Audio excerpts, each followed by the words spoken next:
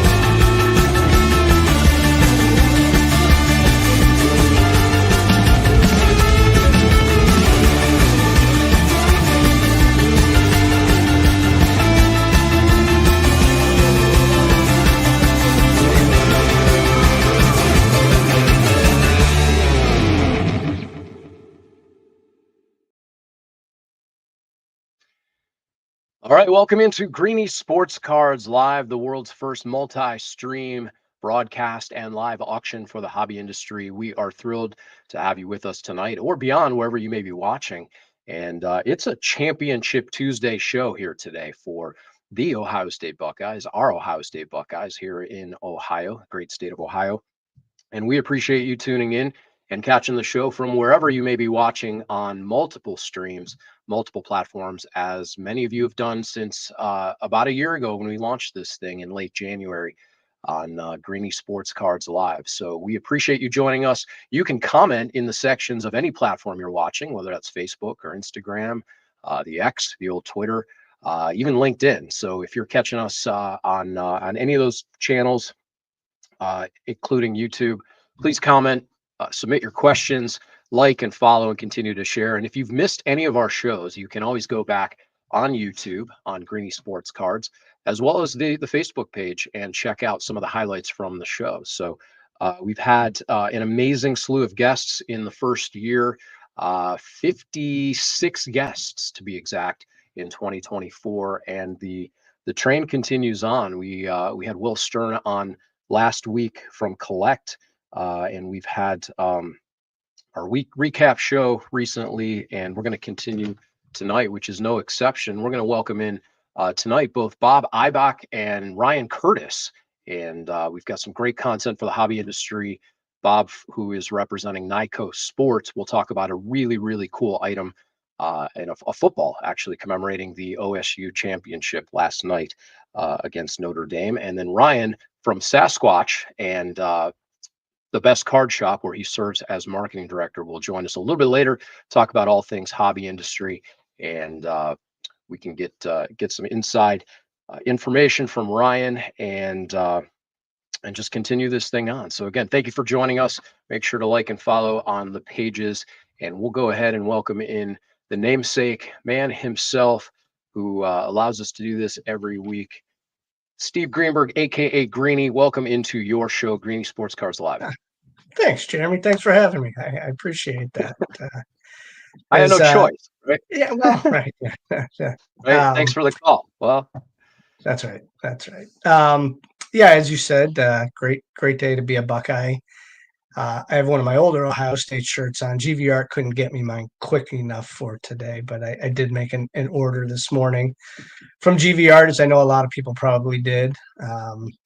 You saw we had them on a few months ago, and Jeremy and I, we wear their shirts, their clothing all the time, whether it's an Ohio State or the Land or something Cleveland or Jeremy's the Les Levine shirt. And I mean, they do a great job.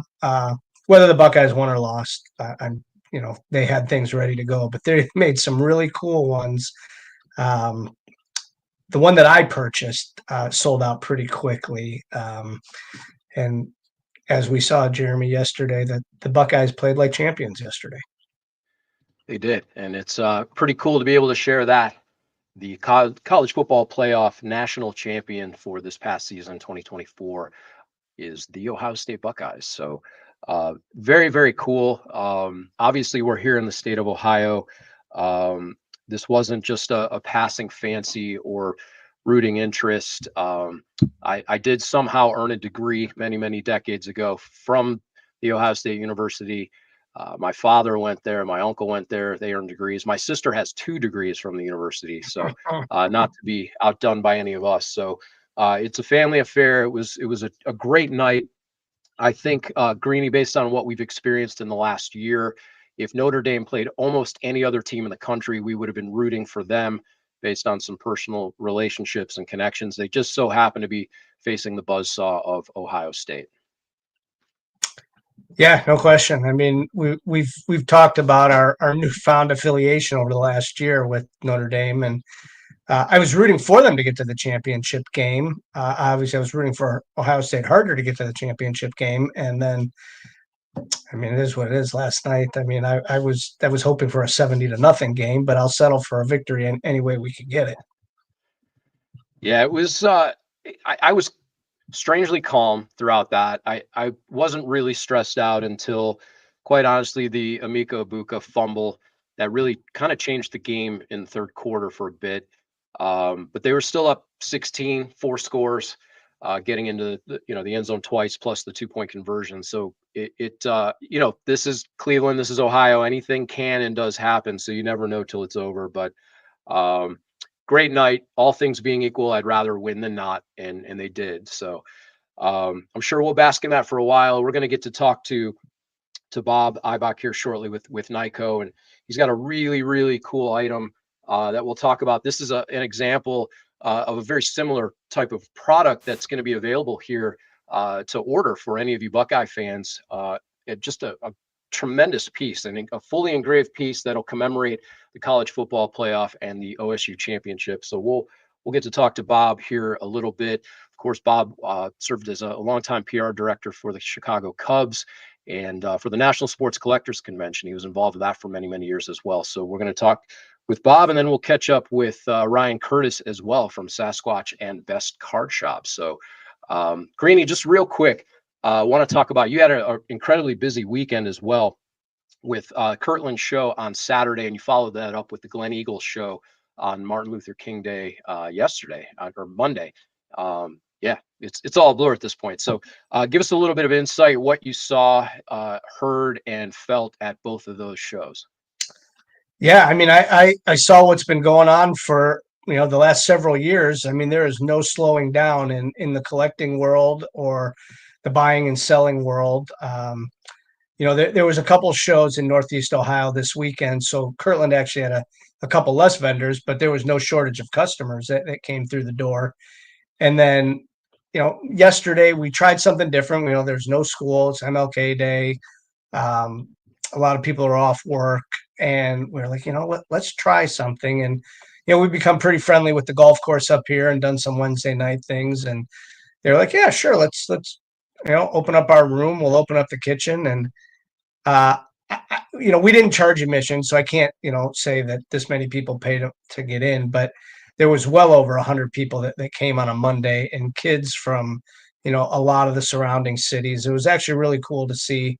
And yeah, I mean, there is, we hear the term, the hobby is alive. Well, sure, it is. There's no question about it. And people are coming from different places. There was actually, this was kind of interesting. There's a young kid that was, I shouldn't say young kid. He was probably, maybe high school, maybe 8th grade. And I asked him where he's from, and he said, Alaska.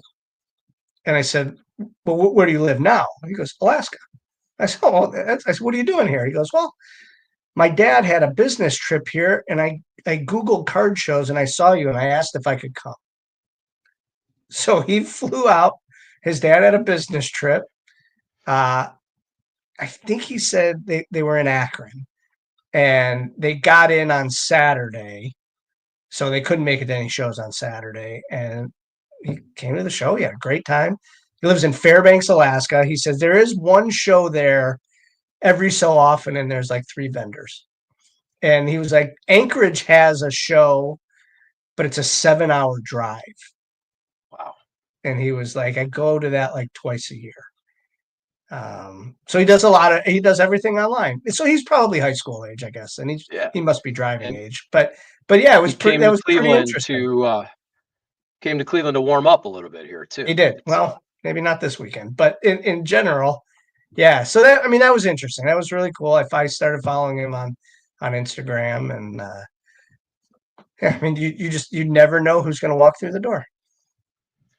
Yeah, it's very, very cool. So now you're attracting audiences from Alaska for the shows, Kirtland, Glen Eagles, and then coming up, I mean, we talked about this before. Greenie Sports Cards produced well over 20 events in 2024 across the region and beyond. And this year, very shortly, you're adding a show at Great Northern Mall, anticipated about 75 plus tables at that one. Coming up January 24th and 25th, and then there'll be 2 more iterations of that. Talk about that real quick, because we definitely want to get to our guests. Yeah, so I mean, Great Northern Mall, the west side of Cleveland, hasn't had a show in, gosh, I don't know, years, 10 maybe. And we have a friend that produces another show, the Middleburg Heights show, and also the Great Lakes Mall show. And we asked him if he wanted to combine with us and go into this show together. So Justin is actually going to, he's going to be the boots on the ground and the head of this show. It's still going to be our name and our marketing and our advertising and our vendor rewards points. And we'll probably be there walking around, but Justin's he's going to have the lay of the land of this show. And, and it's, we've offered other people in the area if they wanted to go in on some shows with us. And Justin jumped. He said, yeah, we should do this together. And I mean, I think it's going to be terrific. I know there's pretty close to 70, like you said, tables, and there's a few more. Our friend Connor from Sportsplex, who we use at Great Lakes Collectors Convention, is actually bringing us more tables to Great Northern Mall. So, yeah, I mean, it's going to be fun. It's going to be a lot of fun. Very cool. And then your quarterly show follows after that, February 22nd in Broadview. Yep. 100 tables there in December. That's right. Cleveland State women's basketball team come out for their NIL cards. Yeah. And it was actually the first week of January. All their dates are mixing up, but that show was, I think it was January 3rd or 4th was when the Cleveland State girls came, and over 100 tables. It was sold out. We have a waiting list. Most of the people are coming back. We have some new vendors already, not quite sold out, but pretty close for February 22nd. And I had a few guys ask me to update the flyer, and Drew is actually doing that to add Pokemon in there, because we do have a lot of Pokemon vendors and collectors that come to that show. So we heard you, and we're going to start advertising that there will be a lot of Pokemon there, and TCG, Lorcana, all sorts of non-sports, as well as our sports cards as well. Right. And then the Great Lakes Collectors Convention, April 27 through 29. And the newest one in the portfolio is the Mountain State Collectors Convention. That will take place May 16 through 18th in Charleston, West Virginia. So lots and lots going on. Where can they find all the events and the event schedule? GreenieSportsCards.com. There is a card shows tab right at the top of the page. And I mean, it's that simple. There's a drop down box, and you can see all the shows, or you can pick each individual show if you want to see what's going on with that. Very cool. So lots going on in the card world, and we will go ahead and wrap up that portion of the show, talking about shameless self-promotion of events and all kinds of things going on. And we'll go ahead and welcome in our first guest tonight, and we're really pleased to have Bob be able to join us, certainly on short notice. And not that it wasn't unexpected, but it was uncertain pending the Buckeyes' victory last night. Bob is here representing Nyco Sports, who has a commemorative piece for the Ohio State Buckeyes championship. This is one from 2002. They are creating a very similar one, and Bob will join us to talk all about it. Bob, good evening.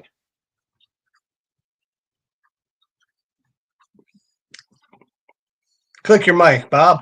There you go. There you go. All right, there we are. We got you. Good evening. Bob, thank you for joining us. We want to talk about this incredible piece that not only will entice collectors and be a limited edition availability, but it goes to a great cause as well. I'm going to pull this up, and while we do that, let's talk about the college football playoff commemorative football that Nyco Sports is bringing to the market. Yeah, we've been doing this for many, many years. It's something that I got involved in with Nyco Sports going back, to 1996 when I started my own company. And I had been with the Chicago Cubs in the 1980s as their PR director. And then I was with Kemper Sports and ran their sports division worldwide for about 7 years, and then got involved with starting my own company, which led me to having one of my clients was the National Sports Collectors Convention. We came to Cleveland a couple times, your area. Always enjoyed that. And Nyco Sports became a client of mine. And for many, many years, they're family owned. Joy and Craig Bidner wanted to put together a product that also could benefit charities. And so we've always been doing that for many, many years, raising monies for charities, mostly kids' charities. In the last, I would say 7 years, we've raised about $3.2 million for children's charities. And since 2015, when the college football playoffs began, and of course, Ohio State won that first year, we've raised hundreds of thousands of dollars for extra yard for teachers. And we've all had teachers in our background who have impacted our careers, mentored us. And, many times I can remember in grade school, I needed a pen or a pad or maybe a ruler or whatever. These teachers would reach into their own pockets and make sure that we had what we needed. So it's a great way of paying back. What we've done for this year, and of course, to salute the Buckeyes and their big 34-23 win against Notre Dame down in Atlanta last night. Nyco Sports is producing 10,000 of these limited edition footballs, full size. Everything is fully licensed. A portion of the proceeds will go to Extra Yard for Teachers. And you'll get a numbered certificate of authenticity with every football that you get. You'll also, on the panels, and I want to point this out, this is what really makes this so special. Everything that you see on the panels of the football are embossed, and it's engraved almost like. And it's an extra process, which takes a little longer to produce, but it's worth the wait of getting these footballs because they really stand the test of time. I've got some footballs back from 7-8 years ago that look just like they came out of the case. Now, what you'll see on the top panel of the ball will be a recap of the 2024 regular season, the schedule. It'll be a nice OSU helmet logo there. You'll have the Ohio State official logo. The panel right below that will have history, some Buckeyes football facts. We will have all 9 of the championships listed that the Buckeyes have won over the years, certainly 2 in the college football playoff history, including this one. And then we have on the bottom panel, we'll go down to the big games that they played in the college football playoffs, the Rose Bowl game, the championship game, the game in the Cotton Bowl. We'll have all the official logos from those bowl games embossed on that panel with the scores, the opponents. So when you look at this football 15 years from now, you want to get into an argument or a challenge with one of your friends, hey, you know what? This football is extra special. It's almost like looking into a crystal ball. You'll have all the answers on there. Now, there's only a couple ways you could order these. These are not being sold at stores. I want to point that out. It's very limited. And when you order them, I do urge people to consider maybe going to the website as well as the phone number. The toll-free number is 1-800-345-2868, 1-800-345-2868, or just go to the website and you spell it Nico Sports, NIKCO Sports.com. I see you got it right up there on the camera. And I do want to point out, I brought up last year's football. I got it in front of me. This is the beauty of this football. I don't know if you could. There you go. There's nothing beautiful about that football, Bob. Yeah, we gotta pause that there. We saw north. I wanted to make sure you saw what last year's, but the point of having that up there, okay? That's right. And we understand. You made one last year. We sold that out completely. So my challenge to Buckeye fans is get on board and make sure you sell this out, because you do not want Michigan to have a little bragging rights. That's right. That's a great pitch, Bob. We need to beat Michigan, that school up north, in anything. So to your point, this is from 2002. It is such an amazing product from a quality standpoint. The engraving, just to be able to feel this, to touch it. There is a glass case, a plastic case that can come with it. Guess our fans can order that as well. But it's really a great product, and with the schedule and all the history on there, really looking forward to getting a hold of this piece. Yeah, it's well produced, and I'm very proud to represent Nico Sports to do this, because we all want to have things we can brag about. I go back to my own sports career when I was a sports writer with the Baltimore Sun, the Washington Post, covered the Orioles for about 9 seasons back in the 1970s when Brooks Robinson was there. And I've got a ton of memorabilia from those days in my man cave. My son gets a little jealous, but I told him, he's assistant general manager with the Tampa Bay Rays. And I said, well, you got to the World Series, something Dad didn't get a chance to do. We came very close in 1984, but we choked out in San Diego. That's very exciting that you do get to live vicariously through him now as well. And let's tell people again where they can find this product. It's exclusive from Nico Sports, the Ohio State Buckeyes College Football National Championship Limited Edition exclusive football. Where can guests get that product again? It's 2 ways. It's again $129.95. You can call 800-345-2868, 800-345-2868, or go to nicosports.com. It's spelled NIKCO sports.com.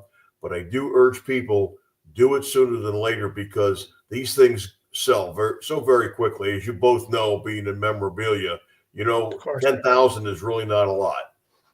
Nope. It's not particularly when you're talking about Buckeye Nation. Oh, no. That's right. There was more than 10,000 Buckeyes at that game last night.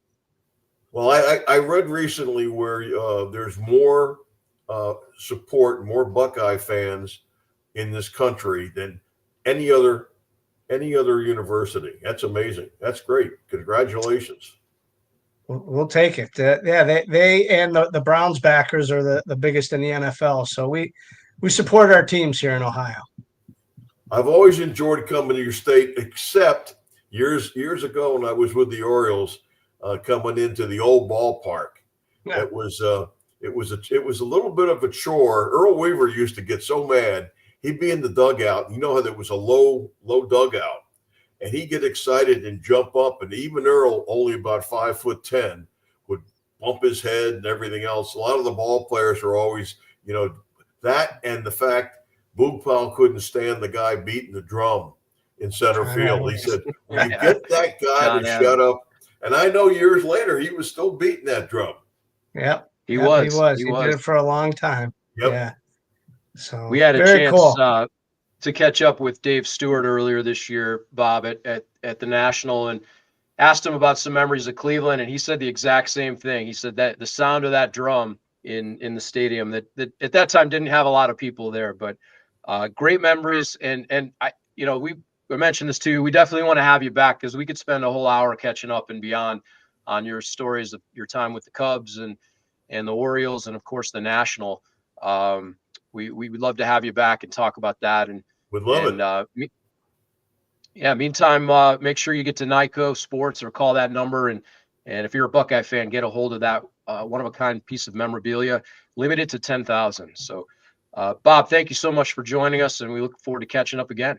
Well, Jeremy and Greenie, thanks so Yes. much for having me on. I appreciate your hospitality, and I'm looking for a repeat next year. So are we.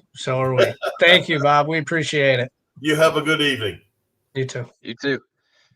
Yeah, great stuff. I know he's got story upon story, and we're definitely going to want to have Bob back and talk to him about his time with the National as well as his time in Major League Baseball. So, meantime, we're thrilled to have our next guest with us this evening as well, Ryan Curtiss, who is with Sasquatch. I saw Sasquatch on Instagram and beyond, so we'll talk to him about that. And Ryan serves as the marketing director as well for the Best Card Shop.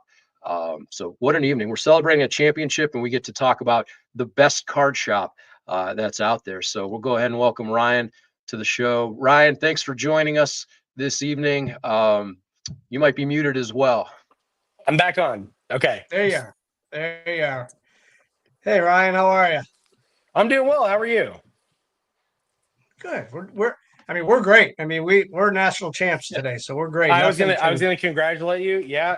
Also, can we talk for a moment? What balls it took for Bob to come on an Ohio State pro show and show Michigan. I was backstage like, he did it. He did it unapologetically. Go check out NICOsports.com. Spelled NIKCO sports.com. That's right. He did a great job. They got balls. Yeah. Sometimes you have to know your audience. Yeah. But either way, it's a great product, no matter whose name is on it. And I don't he disagree. wanted to prove that. Yeah. So it is. But yeah. And if anybody else would have stopped that team up north last year, we wouldn't have been in this situation. But That's right. we are. There you go. Yeah. Congratulations, though. Before we get into a lot of background stuff with you, Ryan, and what's going on, we had a pretty major sports cards story break today. The Paul Skeens card was hit. Is that all that's flooding your feed too? Okay. Mm-hmm. Yeah. Yeah, and it's interesting, and we've talked about it before. What I like is that it actually got hit out of a pack, right? So that's cool, and it wasn't hit by breaker ABCD, we'll call them. It was an 11-year-old, right? That's right. In California, who has no shot of taking this trade, does he? Probably not. Probably not. Probably not. So we've talked about this since we're in Cleveland, and I'm not a Pirates fan, but I'm an hour and a half from their stadium. I would probably take the trade, and I would take it not because of more so being like the card shop and the shows that we have here. Jeremy and I talk about this all the time. There is so much advertising that you can't put a number on. And the amount of advertising we could get with those 2 tickets for however many years, a softball game at PNC Park, we couldn't buy that advertising for what we'd get out of the card. So I don't know that I couldn't take that trade from the Pirates. An 11-year-old can't buy that advertising either. That literally, those are facts. I would say, I'm curious to hear what your number is. I've heard a lot of people speculate different amounts. What do you think that number would be if it hit auction? Because right now we're in off season, right? So naturally, technically, it goes lower. But do you think it would clear $1 million? Do you think So the answer is yes, and the only reason is people like to show off how much money that they have. Sure. I don't think that it's worth $1 million. I don't think that Steven Strasburg tells you that card is not worth $1 million. Right. Like Spencer Strider tells you it's not worth $1 million. You just pick the date when Paul Skeens is going to have Tommy John surgery, because it's going to happen. Pitchers are awesome, right? But Madison Bumgarner doesn't sell anymore. Tim Lincecum doesn't sell anymore, right? So, I hope Paul Skeens has the greatest career ever, and he's the He breaks Cy Young's record. It's just pitchers are very difficult to invest in. I wouldn't even say just pitchers, though. Think about any position player. Well, sure. A million's a lot of cheddar, you know? A So, lot of money. and that's present value. People don't talk about that enough. Like, think about 30 years from now, what behind home plate, that might be a much costlier ticket, right? And the Pirates, I don't know. I grew up in Indianapolis, where the AAA affiliates, the Indianapolis Indians, or the AAA affiliates to the Pittsburgh Pirates, they won't be the worst forever. They're building piece by piece, brick by brick. And, you know, if they went to a World Series and you had that seat behind home plate, you're looking pretty flush right now on a card that has literally no intrinsic value. So I would find a way to manipulate that trade, if not to keep for myself and take the tickets and sell them on some ticketing website, or find somebody who's local that wants to buy that seat at the 30-year rate for a slight discount, right? These cards have no intrinsic value. Let's keep repeating that. Anytime that we sell a card for a notable amount of money, call it four figures or more, we should all be blush in the face. Truly, they're little men on pieces of cardboard that are mass produced. So a card like this, to have life-changing money tied to it, to have products that come out, say for this product before it started climbing because he hadn't been pulled yet, right? At one point he was $300, now it's $400, now it's $600. $300 to have a life-changing card potentially pulled out by an 11-year-old. Put that combination of words together, it's kind of surreal. To just like take it for what it is. It's not a gold bar. It's a policy. And right. And next year he could throw out his arm. Like Shohei Ohtani may never throw again. He might, but he might not. If you're investing on him, you're all in on Paul Skeens. Like most pitchers are in their prime for what, three to 4 years. You have outliers like Kershaw and some other people you were referencing earlier, but like hopefully he goes down as one of the GOAT pitchers. But if not, you're going to look ridiculous for $30 million on a card for a person that played for 5 years or less for a marginally mediocre team. Yeah. I take the money if I'm in California, you know, whether it's golden auction, right? Because that's probably where it's going to end up.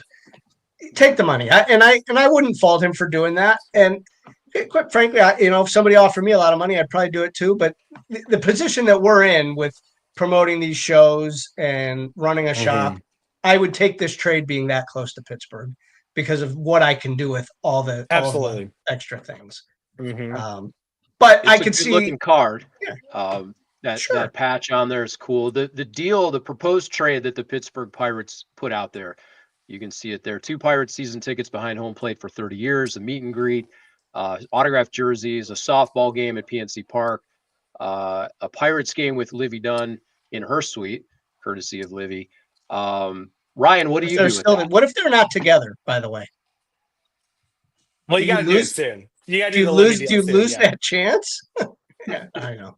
I don't know. I think that's an interesting thing. We talk about the state of the hobby. I think we have many instances in the last year, right, where significant bounties were put out and then pulled back on later that you thought were forever bounties, right? I think the only other forever bounty we still have outstanding is the 12 out of 50 Tom Brady gold out of Gold Auto. Outside of that, like we saw recently with the Connor Bedard, David Adams pulled out. That $1 million bounty. I thought that was for life. They pulled out. There's a lot of people that are putting out significant numbers. So to your point, if Livy Dunn were to exit the equation, I try to capitalize on that earlier than later. Right. That's yeah. Especially if you're heading into your teen years. Or 38th birthday at the end of the month. It doesn't matter. Or 50 years old. Yeah. So lots of news coming out. Greenie, one of Cleveland's own for at least a little while. Some news came out today. CC Sabathia was named to the Baseball Hall of Fame. And that's pretty cool stuff. I want to ask you guys, what does that do when a player ascends to that level? What does that do for the memorabilia market, and how does that change the dynamics of desire and price? You want to go first, or you want me to go first? I don't know. I have pretty pointed statement. I'm gonna let you go first, and then I'll come in later. Yeah, it's brand new. It's in the news. People get excited about it. Ultimately, their memorabilia and their cards will settle back to where it was, a couple days before. But there are outliers Tom Brady is an outlier, right? And as great a player as CC Sabathia is, going in the Hall of Fame, it's a great achievement.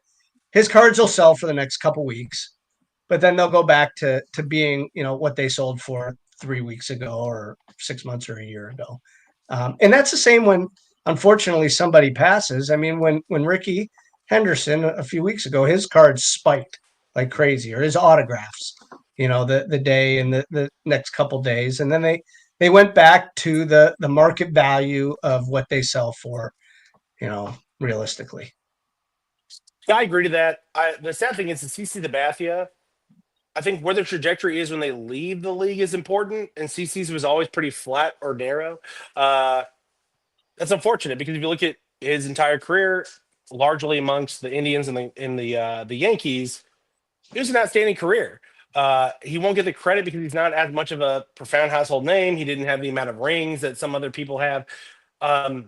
I don't know. I think he'll be pretty flat forever, or maybe he'll be one of these people that because he's in the Hall, he'll have maybe a 3 to 6% growth conservatively year over year on maybe more of his staple, iconic rookie pieces.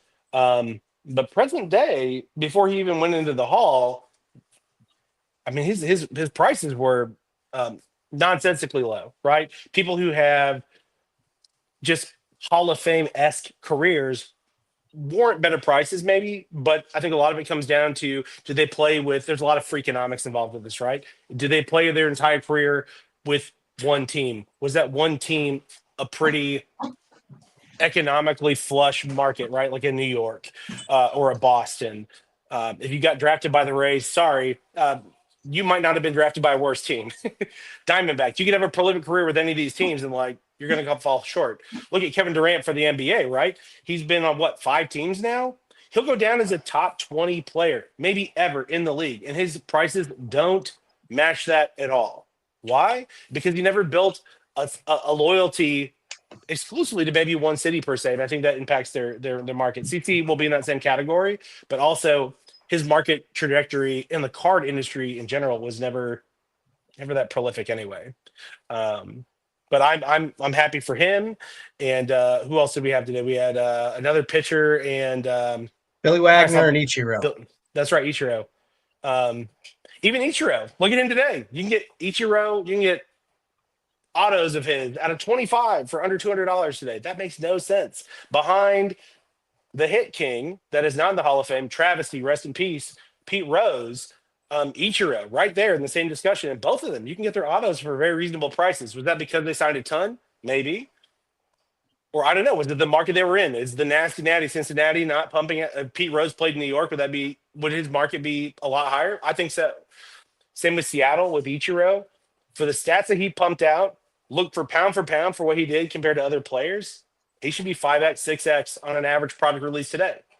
But he's in Seattle. If he was in a different market, would that change his outlook? I think so. I think we're the market where you're drafted, where you spend most of your career, or if you split amongst different cities, I think that does impact the freakonomics of where you land after your retirement. Man, Pete Rose is the most what if story, right? No kidding. If he doesn't bet on baseball, he has cards forever. Like there was how many years when he didn't even have cards? Right. And then autographs. I don't even know that he has a licensed autograph card. Come to think of it, I think he's just got Leaf stuff. I mean, I think he has some. No, he is. Now that they do those retrofractors, I thought that he was in. Did they? Okay, I thought so. Yeah. But you're right. He has more unlicensed than not. But still, he's in that generation, or he's in that era to where like in the 70s, if they were so mass produced, if you could get a 10 of a certain card, they'll sell higher whether we're out or not. Yeah, but if he would have had all those cards in the Ultimate Collections and the SPL, all of that kind of stuff, in game used memorabilia cards from in the day, when they were awesome, the triple threads and the things like that. Pete Rose cards would be. I mean, but he'd have a different trajectory because he'd be in the Hall of Fame, and he'd be on the Tom Brady anomaly. I think. Sure, but if we talk about Billy Wagner, will his cards be impacted? No. I think if you toured an average card show or one of your 20 outstanding card shows that you're building and more, thank you for what you do for the hobby. I think if you ask the room, tell me 100 baseball players that you think are like the top 100. Billy No. Wagner would be in the top 1,000.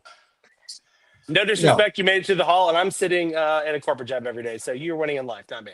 But that's fair. But they will, because people that collect Hall of Famers yeah, on an autograph, or they need, the PSA rookie card yeah, registry, right? So they'll get their spike and they'll be collected. Just as Johnny Manziel will always have a job signing autographs because he won a Heisman. he has a great autograph too. Honestly, He does. He does. yeah, he has a really nice one. Yeah. Yeah. Um, I actually watched the film just 2 nights ago on Johnny Manziel, and yeah, it's what a story, man. We lived it here in Cleveland on the back half of it, but what a journey that kid had. I'll tell you too. I was commissioned last year to do content for the Hobby Rib Night about this time last year for Nash Cards, and they found out 2 days before their Topps Hobby Rib Night that they were getting Johnny Manziel. So I had a very different drive from Knoxville to Nashville, and he is. I've met many athletes in my life. Johnny Manziel. If you've watched the Netflix special, it doesn't matter if he was humbled along the way. I'm telling you now, he seems like one of the most genuinely nice, outstanding humans in that professional realm that I've met. I'm rooting for him, whatever he does next. I know at a time that he was training for potentially a comeback in the NFL or some other league. I'm here for the comeback. I'm here for second chances, and I was humbled and honored to meet him last year. And he was a gem to literally everybody in the room. We had people that drove down from Cleveland all the way to Nashville. We had Nashville natives that were fans of him just because, to your point, maybe because he was the Heisman Trophy winner. But I was really happy to be able to do that last, I think, in February. He's a super nice guy in person, and I'm so excited to see his comeback unfold. I would he's one of echo those that too. polarizing guys. Yeah, we had a chance to catch up with him a little bit at the National this year in Cleveland. I have a lot of respect. I'm sure there was a dollar number that got him to come here, but for him to come back to Cleveland, Yeah, potentially where there's maybe not animosity, but he had a strained relationship with the city. But I think he showed up. He was gracious. He talked to interested parties and people that came up to get his autograph, and he was gracious with his time on an interview with Sports Radio 92.3 The Fan. So that's awesome. I'm rooting for him too. He's Johnny bleeping football, and he earned that name certainly through high school and in college, and it's a bit of a redemption story now, despite how things went in Cleveland. Right. So tell us, Ryan, how did you get involved with the Best Card Shop? So I've known Nick, the owner, Nick Begvar, of Best Card Shop based out of Plainfield, Indiana. I've known him since we met his freshman year in the marching band when I was a junior, and he was my freshman assigned to me. That is the long story short. He and I have been best friends for most of our life, and he was the best man at my wedding. I was the best man at his.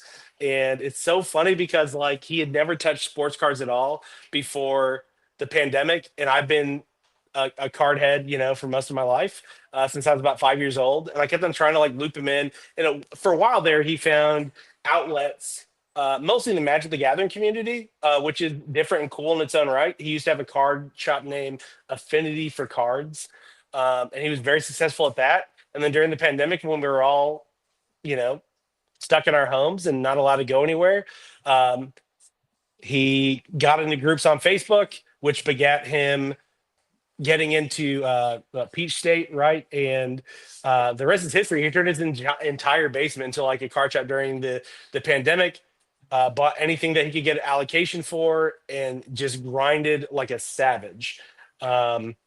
So he's been doing that for a while. This is not my full-time job, but I do remotely. I'm the director of marketing for him now. I'm so happy. Again, one of my brothers from afar, family for life, and so I do that for him because I measure two things in the consulting world: by your appetite and your aptitude. And he has such a hungry appetite for continuity in his brand and growing his shop, and he really does do a lot of great stuff for the community. And he wants to have more of an national presence, but his aptitude and interest is lower. So he's more focused on like, I just want to keep growing and being present. So something I can do for him remotely, I'm happy to do it. But my actual main 9 to 5 is I am director of digital product at Regal Cinemas. But that's how Nick and I got connected. He was 14 years old, and That's awesome. yeah, he and I just like lashed on quick. And if he eventually drunk the punch, and he said the punch is good. And he is like, hey man, like I don't post enough, and I do a lot of cool stuff. Like, is there a way that you could help me out? And I was like, absolutely, I can. So See, you enjoy the content space of the sports cards, and I got to meet you at the national and through Alex, and I know like last night I popped in, I watched you guys were on for a little bit, and I saw Haley was on, and I enjoy watching the things. What drives you at some of these events to kind of do that and create this content, which is different, right? You're not just doing, hey, I bought this card for $20. You're not doing the buying and selling content. You're no. actually talking about the hobby. Yeah, so for me, like I'm so over, and no disrespect to the people that do it, it's just like we see a lot of the repackage. I call it the art of the deal in a different city. Um, I've seen it; it's cool for me, and I've instilled this in my kids, and this is how I've been wired for really the large majority of my life. Is I'm here for the connections and the community, right? And the cards are just a really easy way for us to like have commonality because a lot of us are fans of different things, collectors of different things. We have that collector gene in us. So for me, what drives me is just community and connecting with people. Um, that's it. So when I'm going to card shows, like I went to the national, I took my kids for the first time this year. It was such a proud moment for me. Uh, I think we bought two cards in 3 days, but they may have hugged 1,000 people that have known me for 30 years. Um, that's what matters to me. There's a lot of people that are in what I love about this industry. So I do product management, product ownership for a living. What I love about our industry, not only I brag on it all the time when people are like, oh, cards are still a thing. And I'm like, tell me another industry that's been around for 150 years, survived all the Great Depressions, all the recessions, all the wars. Like we're here and we're growing, right? People say the hobby's live, and I'm like, who told you that? It's been here forever. We haven't gone anywhere, right? Um, Sports fan money has never been higher, and it's on the rise, right? So it's such an easy outlet for a lot of us. It's healthy, it's safe. There's so many different personas, right? There's people that are young children all the way to like old people with their notepads and they're writing down their sets they're searching for. I love everything in between. I don't care if you're poor or wildly wealthy. Being behind the table at a typical show, you'll see every one of those people. And me being a people, this industry really gets behind me for stuff like that. Is that you can connect with anything and all of it. And there's like if you want to be here just for collecting, there's space. It's a healthy space for you for that. If you want to be here for just flipping, there's a space and a healthy space for you for that. And there's such a proliferation even for like high quality selling platforms that you could get onto, right? So there's no shortage of you being able to like fill your cups in whatever you need. And then you have those people that are those hybrids, right? Like me and you and probably a lot of other people that, yeah, I flip some things, but I also collect a ton more than I should. I can't think of a lot of industries that like are conducted or built the way that we are. And no matter if it's Big Brother coming in or you have a new person coming in seeking world domination and monopoly, there's still so much at our core that cannot be shaken because we've been around for so long and it's been passed down through generations. And what I'm trying to do with my own children now, I'm not worried about it. I'm not worried about Ruben or Fanatics or anyone else coming in that can pump their chest like, here's this new thing that we're doing. That's cool. Like there's cards before you. So like if I don't like what you're pumping out for the next 2 years, it seems like I have a huge outlet of stuff I can still plug into. Yeah, no question. That's right. There is something for everybody. You're right. Right. And even what Ruben and Fanatics is pumping out, there's people for that. And that's great. Bingo. That's right. And there is. And you know, I play with some of those cards and the new things because I have to. But in reality, like we love the older stuff and not the vintage 60s, 70s. We're real big. Our booth at the National is mostly 90s inserts, even the mid 2000s and stuff. Love so it. Yeah, people come for that. And do I have the Paul Skeens cards? Of course I do. Maybe you not have that to. bad. You have to because you're trying to appeal to everybody. Yeah. Right. So I don't mind what they're doing. I also don't rely on wax sales for my livelihood. So I don't have to worry about that right now. Yeah. The people that open them, we buy their cards from them, and then we recycle them the way that we do. That's right. But there is something for everybody. Whether there's a guy putting together a 67 top set, or trying to find every Billy Wagner card for his collection because now he's a Hall of Famer. Yeah, I don't know. Going back to the content though, what I love about it, I've been doing YouTube since '08. I've been doing Instagram for 3 years. What I love about it is in a world where, again, there's all these personas. There's a lot of new people that came in to our space during the pandemic. Thank you again for joining. We're happy to have you. But in a world where you have a lot of, again, Fanatics Live and some other platforms are just like pitching group breaks, and that's like the end all be all, and people are ripping off their shirts. Like, I want to be a welcoming presence to other people of kind of like sage wisdom. And I really do try to be. I won't accept the word influencer. That's not me. I'm a content creator and a good steward of our community. And I want people to like have me as a potential outlet too for education, a safe place to land. I literally take any call and any text, any DM that's sent to me. I respond to every comment that's ever, troll or otherwise. There needs to be that balance in order for us to maintain that balance. So in a world where there's like, you have the OnlyFans breakers and some of these other emerging markets within our space, like I still want to be like the wholesome dad that can, maybe connect and feel relatable to a lot of other people in our broad audience. I did not miss your comment about the OnlyFans breakers, by the way. Thank you. Well, I mean, it's an emerging market. Not for no me. question. It doesn't have to be for me, to be for a lot of other people. It's gonna be for a lot of other people. It's turning into a space that like is almost unrecognizable to me. So I'm still trying to be that like balance of the force of like, but have you seen this base set? That's right. Yeah, or sets. So that's not something I'll be seeking out either. Right. It's interesting. And Greenie was here for this. Will Stern set me straight last week. I mentioned to him, I'm not a collector.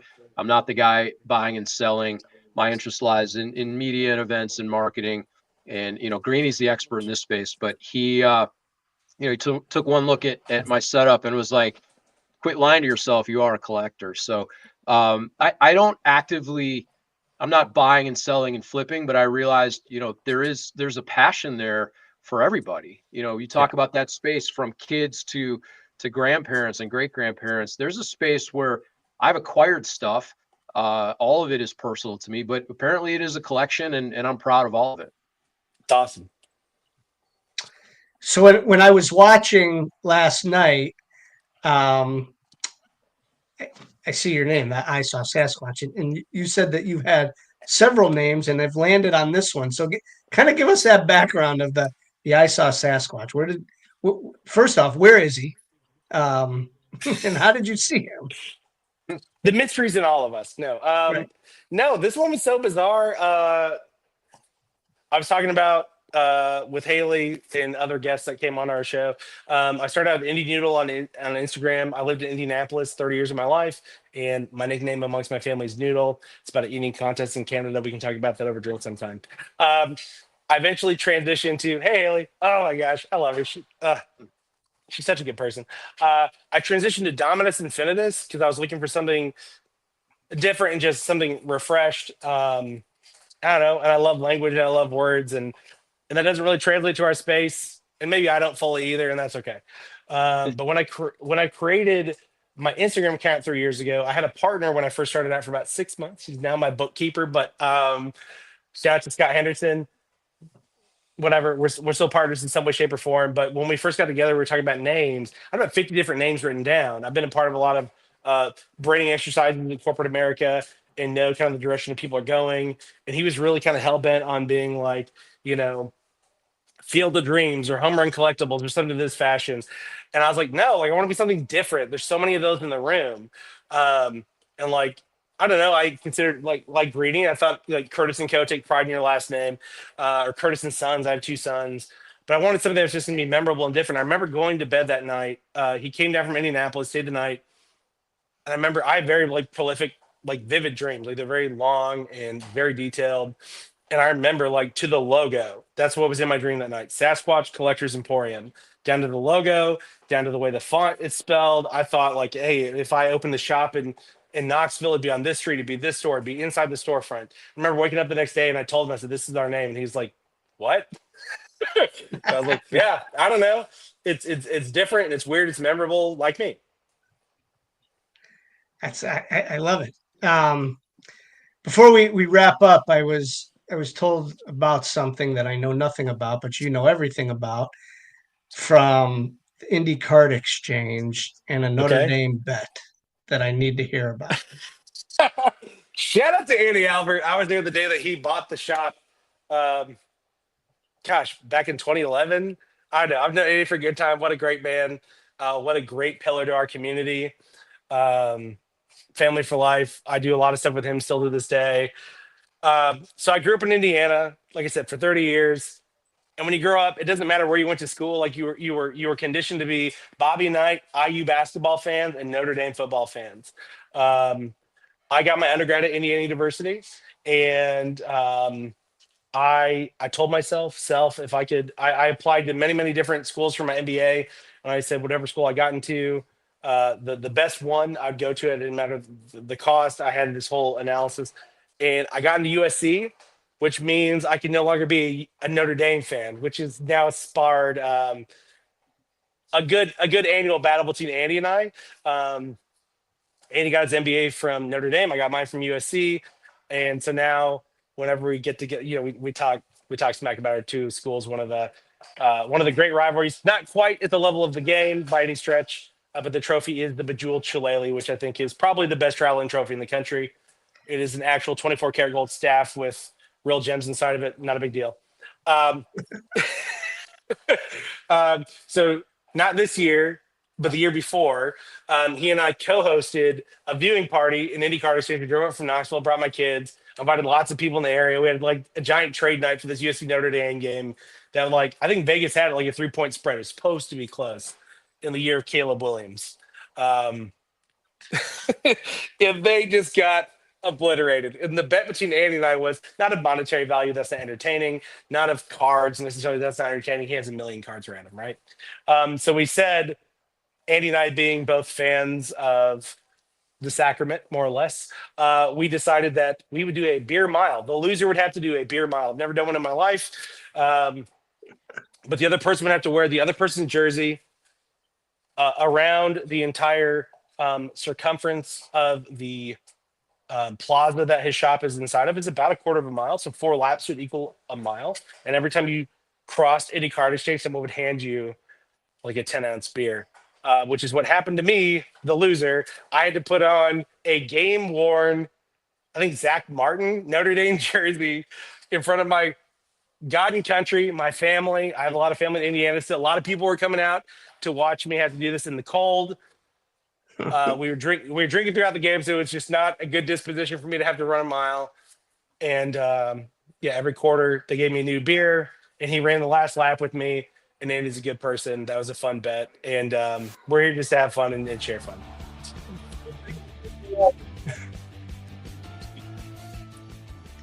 Ryan, that's awesome. We really appreciate you joining us this evening. Thanks for having me on Greenie Sports Cards Live. Love to catch up with you again, and whether it's virtually or at one of the shows along the way. Let's do it. All right. Ryan, thank you very much, man. We appreciate it. We're done. Yep. All right, yeah. Our thanks to Ryan Curtiss from Sasquatch, and he has got some Card stories. Shop. He is Well, fun to talk to. He is. Yeah, for sure. We'll catch up with Ryan again. Our thanks to Bob Ibach as well from NICO. Bob's got stories. We're going to keep this thing rolling, Greenie. And, our thanks to Haley behind the board. Our thanks to the Ohio State Buckeyes for bringing home a championship last night. And our thanks to all of you for watching as you do week over week and continue to grow. So, Greenie, as always, may the cards forever be in your favor. Jeremy, yeah, I appreciate it. We enjoy doing this week after week and bringing different content that you don't get to see anywhere else. And like tonight was no different than what we try to set out to do. And Bob and Ryan were terrific. And next week, we look forward to bringing more. All right, catch Alex on the live auction at 9, back on eBay Live, as well as the social channels. But make sure you get to eBay Live, look for the Greenie graphic, and jump in on that auction. So, Greenie, take us out. Have a good night, everybody.